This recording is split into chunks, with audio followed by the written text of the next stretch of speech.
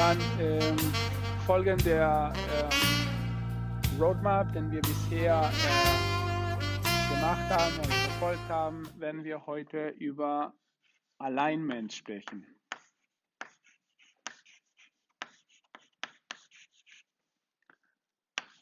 Alignment.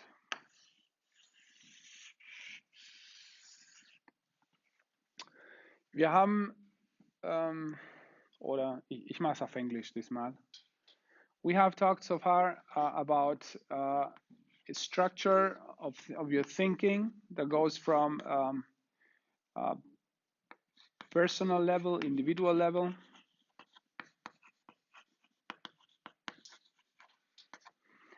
relational level,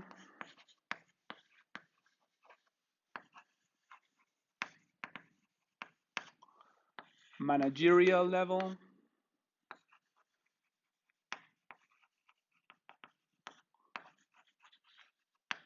and organizational level.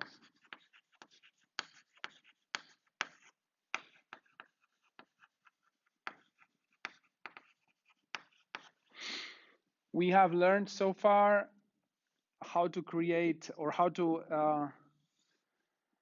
deal with different types of personalities, for instance, psychopaths or narcissists. We have learned so far how to create trust. We will learn in the next weeks how to generate empowerment. Today we jump a level because it's important to understand the whole picture, how to create alignment, how to measure alignment in an organization. Okay, this is a frame of thinking. Okay, individual, relational, managerial, organizational.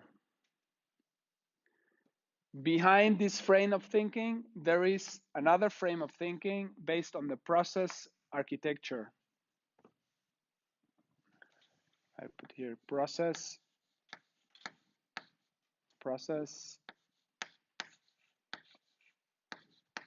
architecture.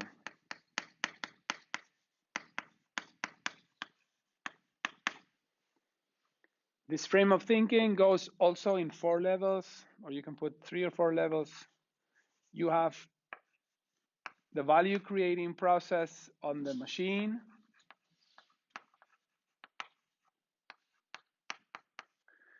You have the value creating process on the value stream.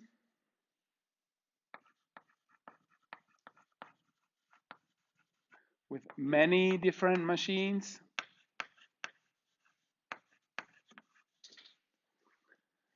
And you have a lot of value streams in the factory.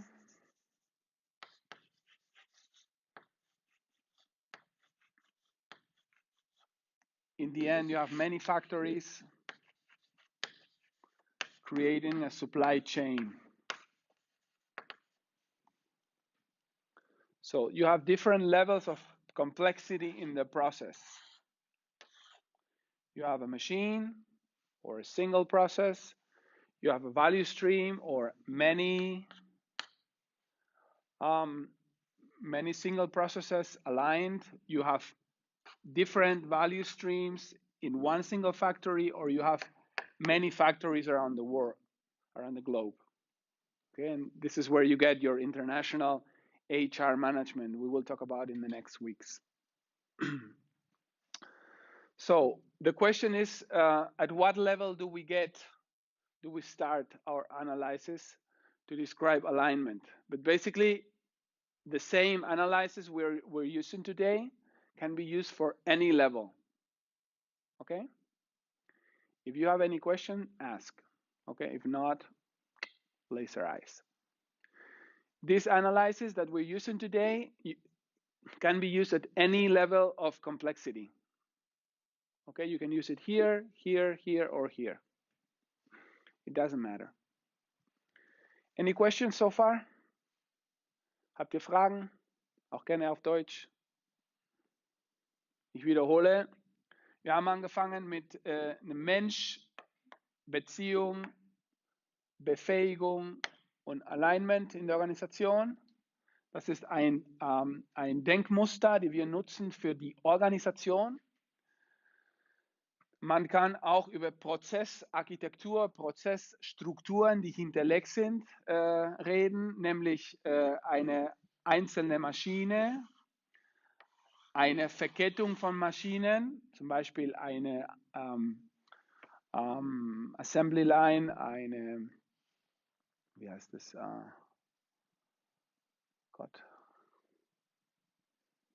Eine Montagelinie.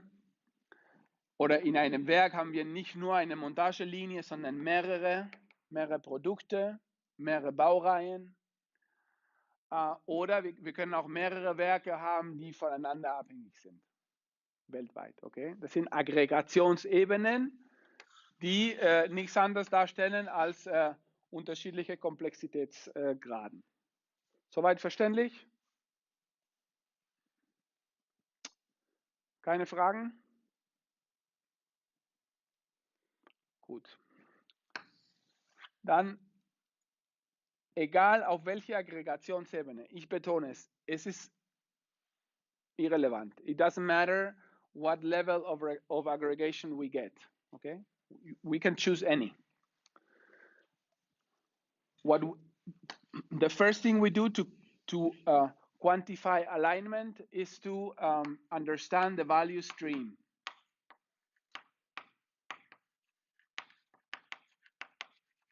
So if I ask you, please explain me the process to create a quantification of alignment, you need to tell me this story, okay? So first we need to understand the value stream, and the value stream is like this. First, you make a vertical line. Then you make a horizontal line. Then you list here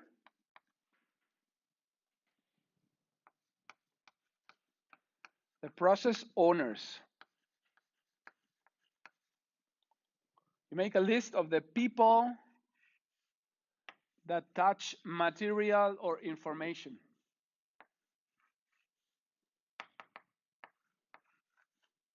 Process owner is somebody that touches either material or information in your process. You can have machines, and then we don't talk about process owners, we talk about steps. You can have different machines in assembly, and then you have the one person touching this process, this process, this process, this process, and so on and so forth.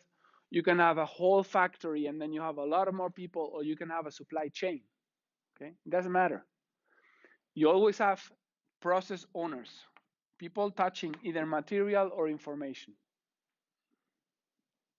Okay? So this is the first element when you describe processes, when you describe a value stream. Then you go and you tell me what each of these guys do. The tasks that they're doing.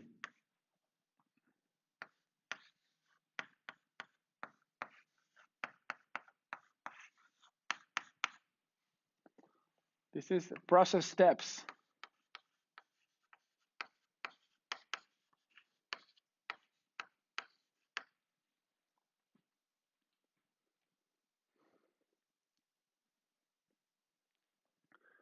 Then you go and tell me what is the material exchange.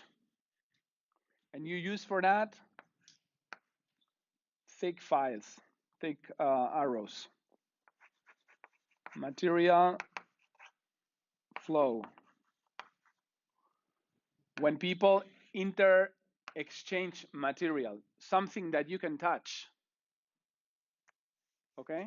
As opposed to information, something that you cannot touch.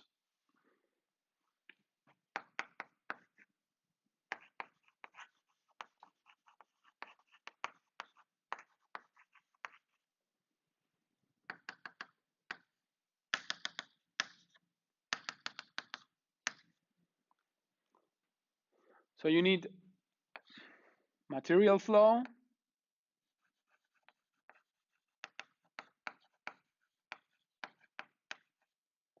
and information flow.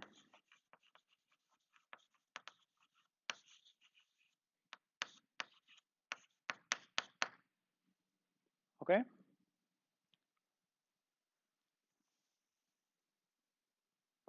Once you have a picture of the value stream, we can start.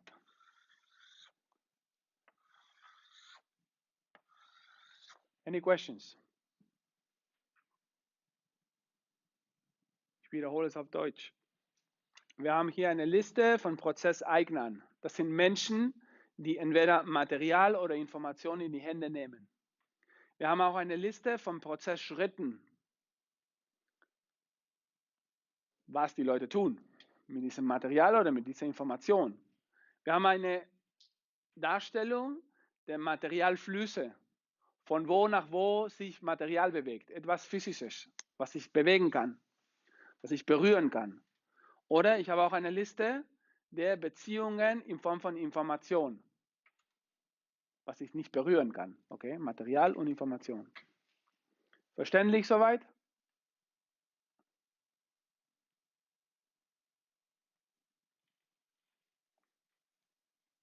Fragen? Wenn wir den Wertstrom oder Value Stream aufgenommen haben,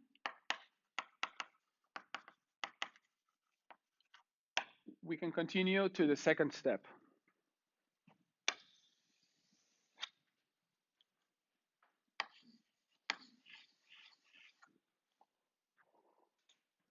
We take the 3 most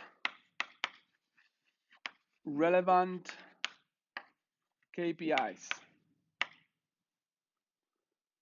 So for this, you can go to my website if you're interested in the theory of it. I sent you a link a few weeks ago. You can go to my website, www.profjavier.com, and then you go to About, and then you go to ResearchGate profile. And once you're in my ResearchGate profile, you click on Nemawasi.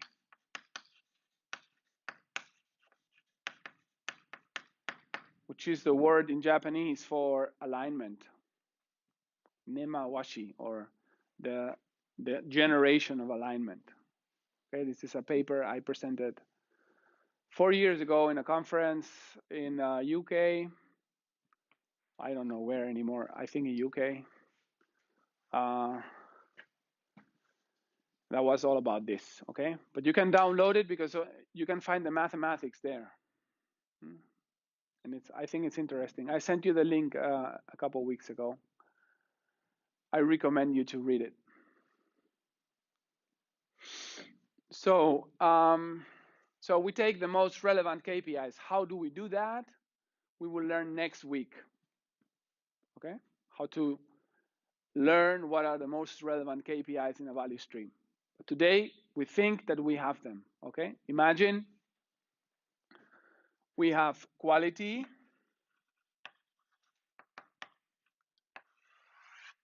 we have cost, and we have delivery.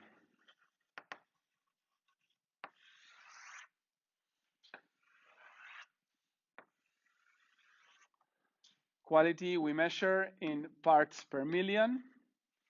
Cost we measure in euros.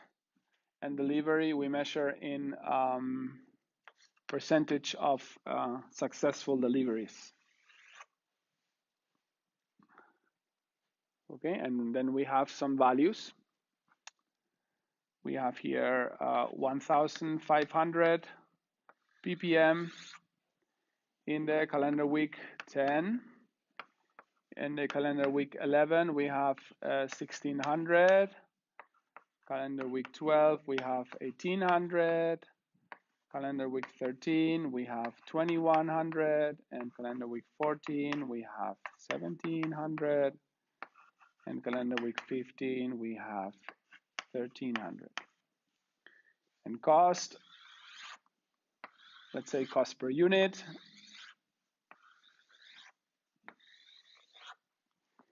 We have 100, we have 150, 125, 115, 90, 80. Delivery, we have 95%, 96%, 97%, 98%, 95%, 92%. Okay? So, how do we represent if this value stream is in alignment or not?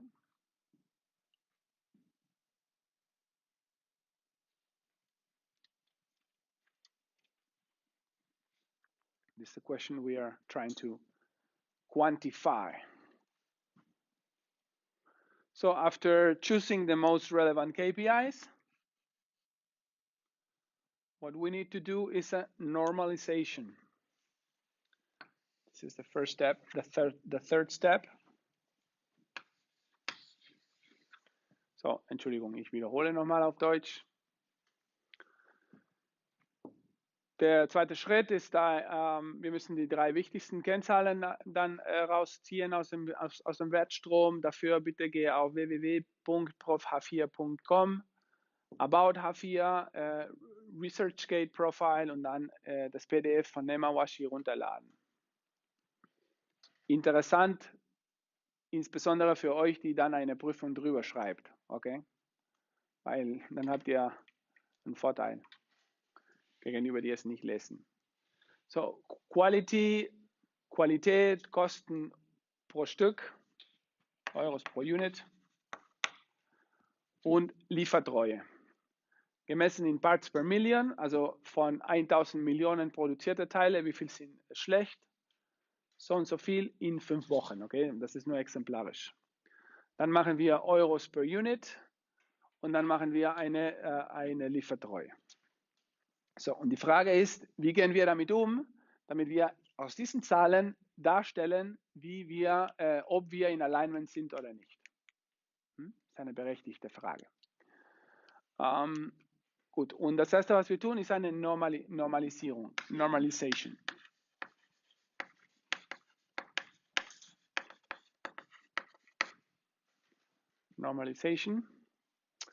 And for a normalization, what we do is we take whatever in the column, okay? Each column.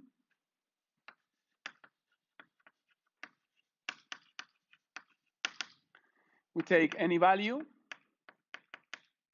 normalized, and then we say, okay, we take the value, we subtract the minimum value, and then we go x max minus x min, and then we get a new value, a new table, let's say, okay? So basically, this is what we do for each column. So we do it, quality, cost, and delivery.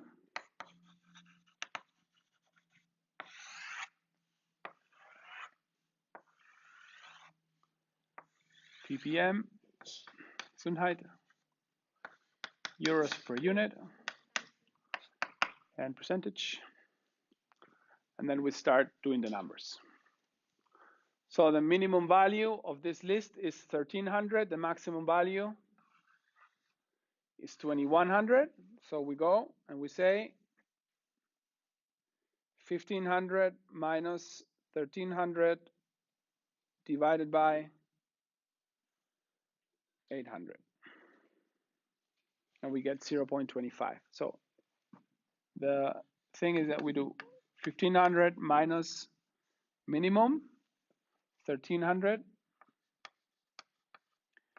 divided by 2,100, maximum, minus 1,300. That's 0.25, okay? And we'll repeat that for all the values. So I do it 16, 1600 minus 1300 divided by 800, 0.375.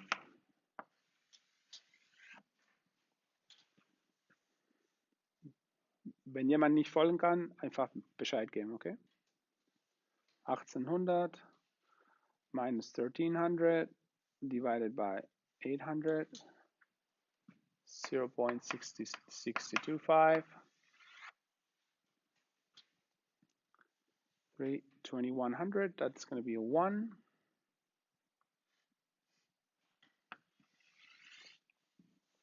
1700 minus 1300, no, 1700 minus 1300 divided by 800, 0.5.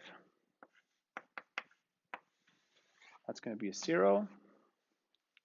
And we start with the next one. This is the minimum value. This is the maximum value. And we do the same.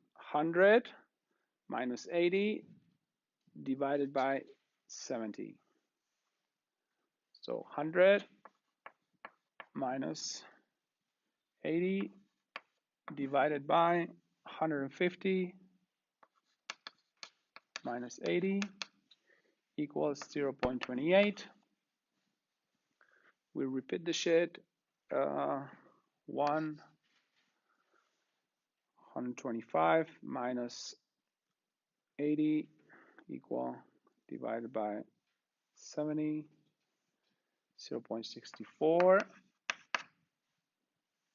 115 minus 80 equal divided by 70, 0.5. 90 minus 80 divided by 70, 0.14.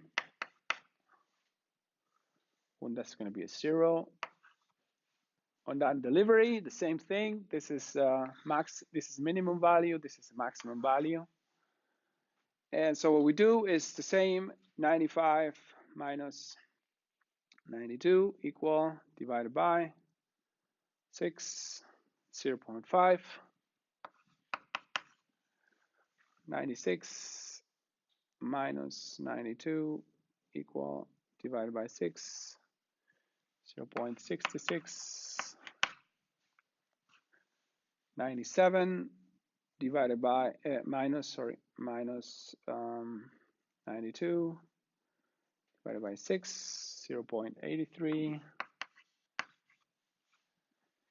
It's going to be 1. 95 is 0.5, or 92 is going to be 0. Okay? So this is the normalized table. You can repeat it. Maybe I made a mistake, but you can repeat it. Normalizing the column, each column, okay?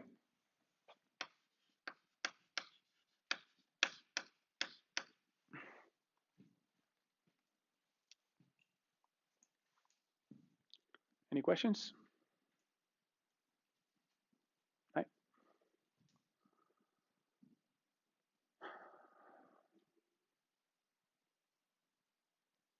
Fragen?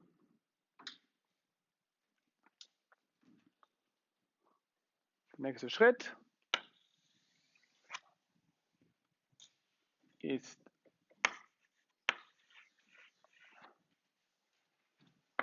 eine normalization of the rows. So we take these three values, 0.25, 0.28, 0.5, and they all need to add up to 1. Okay? So they all need to add up to 1. It's quite easy. Quality, cost, delivery.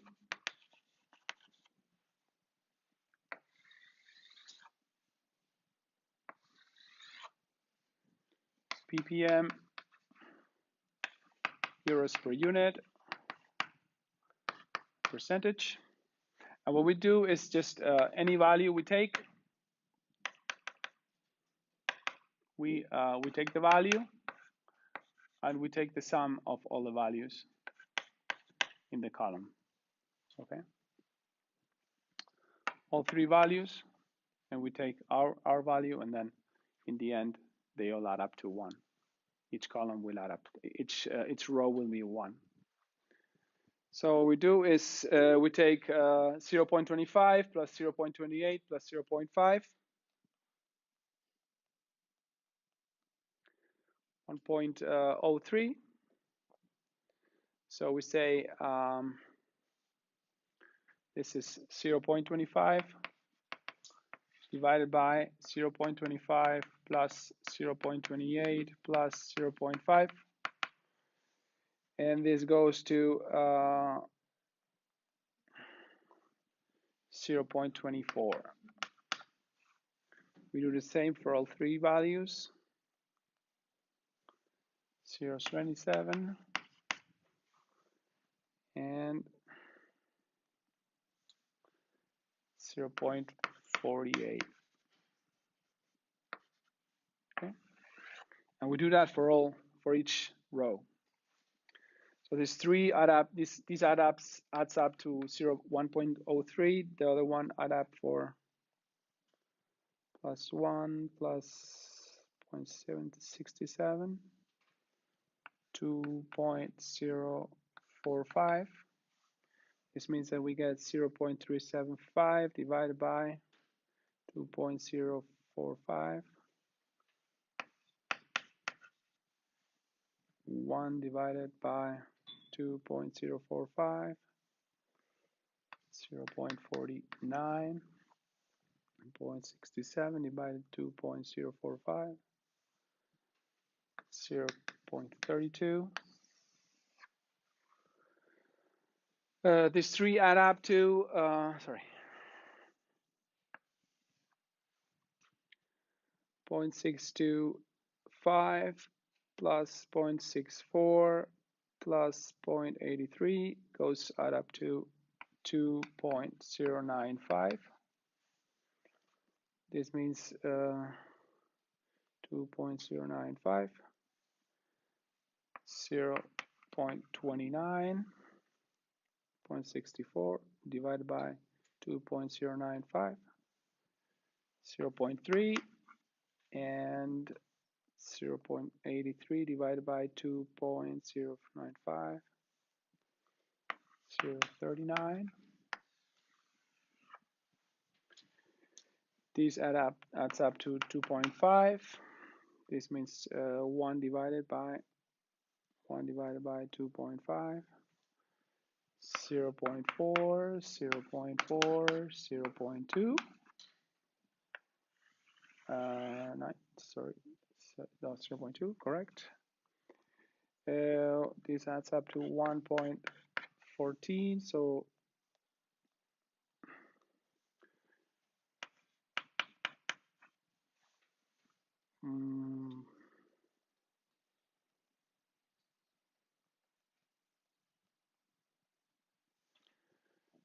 0.13 and 0.43 same, and here is 0, 0, and 0. So is the logic clear? Any questions? So once we have done this, a little bit of numbers, okay, but you are used to it and you are students of business administration, so you should know better. What we do is we do a representation of this data, and for that we use a specific triangle diagram. Okay, this is important now.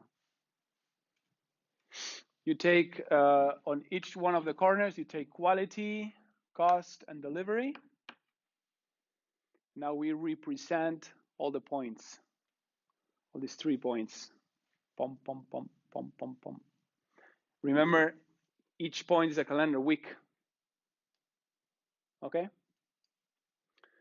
So now you need to pay attention because this is important. Okay, just write that down later on. Please look. Look, alle gucken. Qualität. Hier senkrecht mache ich eine Linie. Kosten, senkrecht mache ich eine Linie. Delivery, senkrecht mache ich eine Linie. Ungefähr. Hier ist Qualität ist 1, hier ist 0. Kosten ist hier 0, hier ist 1. Delivery hier 0 und hier 1. Okay? So, und jetzt ist ganz einfach. 0,24 in Qualität, oder? Dann gehe ich hier und mache ich ungefähr 0,24. Das ist mein Wert hier in der Kalenderwoche 10. 0,27 in Kost, also ungefähr hier. Dieser Punkt wird 0,48 ungefähr sein in Delivery. Okay? Ich habe es jetzt nicht so richtig schön gemalt, aber sollte. Ne, warte mal. Ne, ich habe es falsch gemacht. Nicht korrekt. Also, das ist jetzt Qualität 0,24. Dann nehmen wir Kost 0,27, also hier ungefähr 0,27, ein Drittel in Kost in dieser Linie. In diesem Punkt sollte ich ungefähr die Hälfte haben von Delivery. Das passt ungefähr, okay? Also dieser Punkt, ich male den orange, ist dieser Punkt 0,24, 0,27, 0,48. Ich mache den nächsten. 0,18 in Qualität. Also in Qualität ungefähr hier. 0,49 in Kosten, also ungefähr die Hälfte hier. Dann dieser Punkt ist der zweite Punkt. Ich mache hier Zahlen, okay? Immer, damit ich nachher eine Linie malen kann. Der dritte, 0,29 in Qualität, ungefähr hier. Und 0,3 in Kosten. Kosten 0,3, also hier auch. Hier.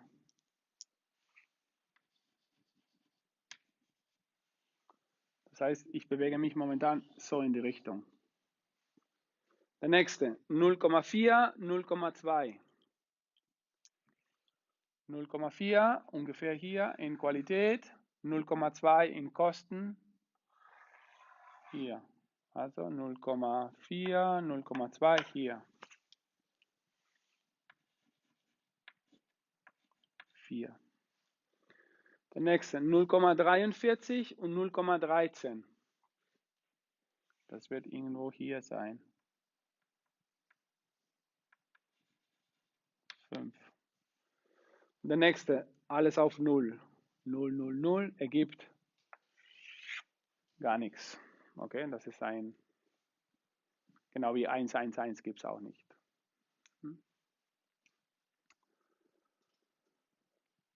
Genau, so. Wir können sagen, das ist jetzt die Botschaft, ein Wertstrom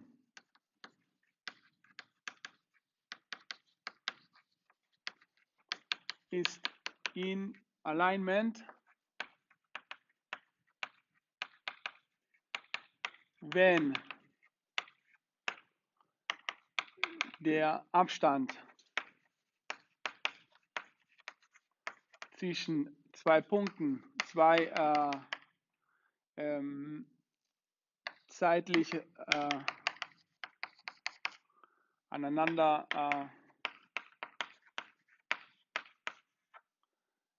liegende Punkten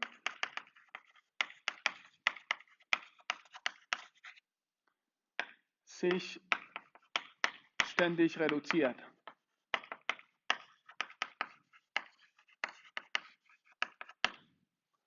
Das heißt, wenn dieser Abstand, den ich von 1 zu 2, von 2 zu 3, von 3 zu 4, von 4 zu 5 immer kleiner wird. Mathematisch gesehen, Abstand zwischen I, J muss kleiner sein als Abstand zwischen I plus 1 oder warte mal, I plus 1, I1, I2. Das ist die Kondition für Alignment. In dem Paper habt ihr das anders mittels differenziale Gleichungen und so Zeug, aber so kann man es auch beschreiben. Immer wenn ich kleiner werde, wenn meine Abstände immer kleiner werden, das heißt, ich nähere mich an dem Equilibriumspunkt von dem Wertstrom. Und dann bin ich in Alignment.